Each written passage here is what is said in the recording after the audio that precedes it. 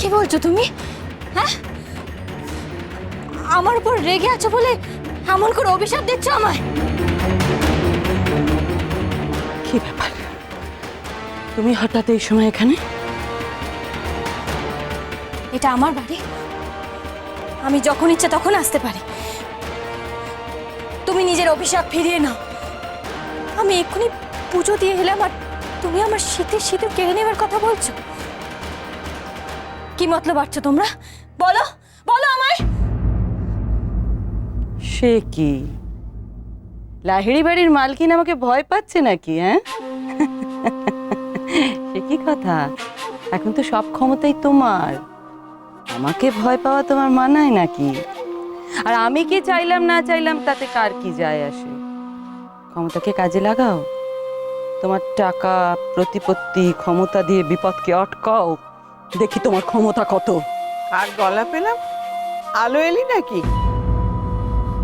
আলো, কি হয়েছে মা? তোর মুখটা ওরকম শুকনো শুকনো দেখাচ্ছে কেন? ও কিছু নয় মা, ওই আলো কি একটা নাকি বিপদের আঁচ পেয়েছে, তাই সাত সকালে উপোস করে মায়ের পুজো দিয়েছে। তালো,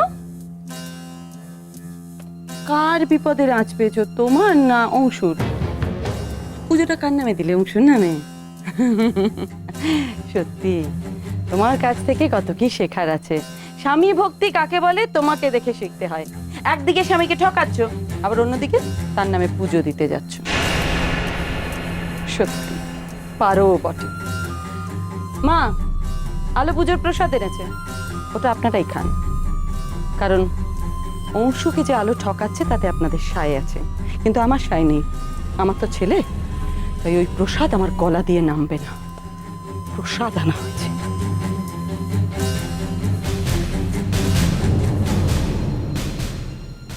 ওর কথায় কান দিস না মা। ওকে কখনো কোনো ভালো কথা বলেছে, না কখনো কারো ভালো চেয়েছে? আজ যে হঠাৎ ওর কথায় তোর চোখ ছলছল করে উঠলো।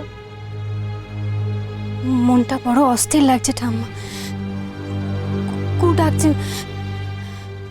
পারুল দিদি, তুমি এই প্রসাদটা না, আমি আর বেশিক্ষণ এখানে থাকতে পারবো না। একটু খেয়ে যা মা। পারুল, তুই বরং যা, ওর খাওয়ার ব্যবস্থা কর। না ঠাম্মা, সকাল সকাল ছোট মা যা বললো, আমার সব খিদে ঘুচে গেছে। তুই এত অস্থির হোস না তো আলো, এতে তো সুরেখারই জিত হলো। আরে ও তো এটাই চায়, ও তো জানে যে তুই আমাদের শক্তি। তোকে কাবু করতে পারলেই তো আমরা সবাই চুপ।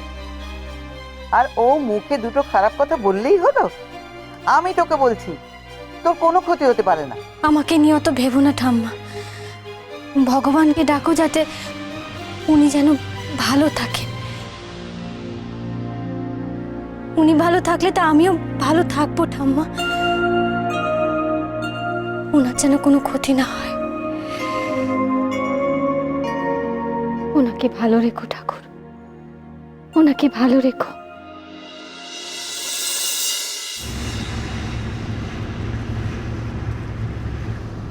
তিনি আলো, আর তুমি তো অমাবস্যা।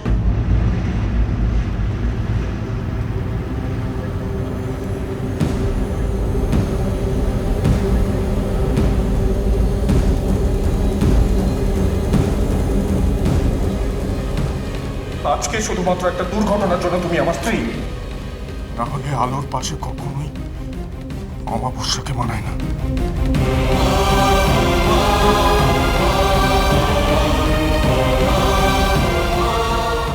তুমি আলো, আর তুমি তো অমাবস্যা। তুমি তো অমাবস্যা, আর তুমি তো অমাবস্যা।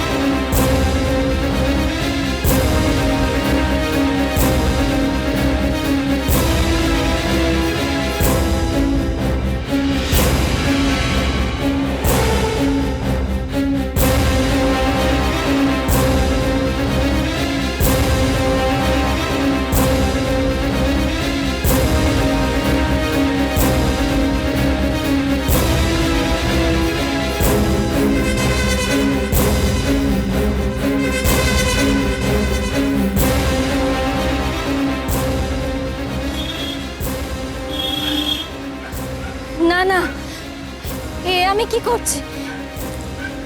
এই বেশি ওনার সামনে কি করে যাব আমি? এ মা কালী, তুমি আবার কেমন পরীক্ষা নিচ্ছ? দয়া করো মাগো, দয়া করো, ওনাকে বাঁচাও তুমি। ওনার সহায় হও, বাঁচাও ওনাকে, দয়া করো মাগো, দয়া করো মা, মাগো।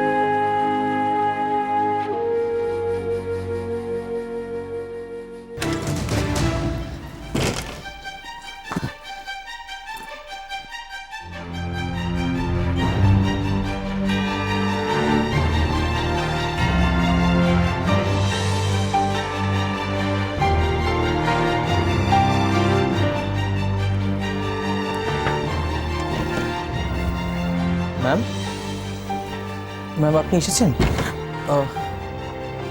কিন্তু আজ আপনি এত দেরি করলেন কেন বলুন তো? হ্যাঁ, কাল এত ইম্পর্ট্যান্ট একটা মিটিং আছে, সকলে তো আপনার জন্য অপেক্ষা করে রয়েছে। তার উপর আমরা প্রেজেন্টেশনটা কিভাবে প্রজেক্ট করব সেটা তো আপনাকে খুব ভালো করে জানতে হবে, তাই না? আমি আর পারছি না, আমার উপর দয়া করবেন সুজয় বাবু, মুক্তি দেবেন, একটু মুক্তি। Sorry ma'am, I am really very sorry. নিশ্চয়ই বাড়িতে হাজবেন্ডের সঙ্গে কিছু একটা হয়েছে। ঠিক আছে ম্যাম, ইটস ওকে, কোনো প্রেশার নেই। হ্যাঁ, আপনি বরং একটু রেস্ট নিন। আপনি আপনি দাঁড়িয়ে আছেন কেন? বসুন না। আসলে সত্যি কথা বলতে কি, এই অফিসের সবাই এই মিটিংটা নিয়ে একটু টেনশনে আছে, তাই আমি। আচ্ছা ম্যাম, একটা কথা বলবো?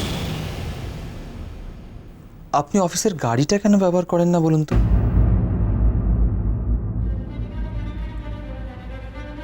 মানে যাতায়াতের কত সুবিধা হবে, কত টাইম সেভ হবে ম্যাম।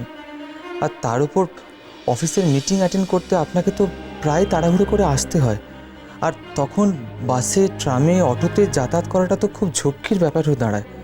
হ্যাঁ, আর সত্যি কথা বলতে কি, এত বড় কোম্পানির মালকিন আপনি, আপনি কি না বাসে, ট্রামে, অটোতে আসবেন, সেটা তো ভালো দেখায় না ম্যাম, তাই না? না, আমারও সব গাড়ি টাড়ি লাগবে না।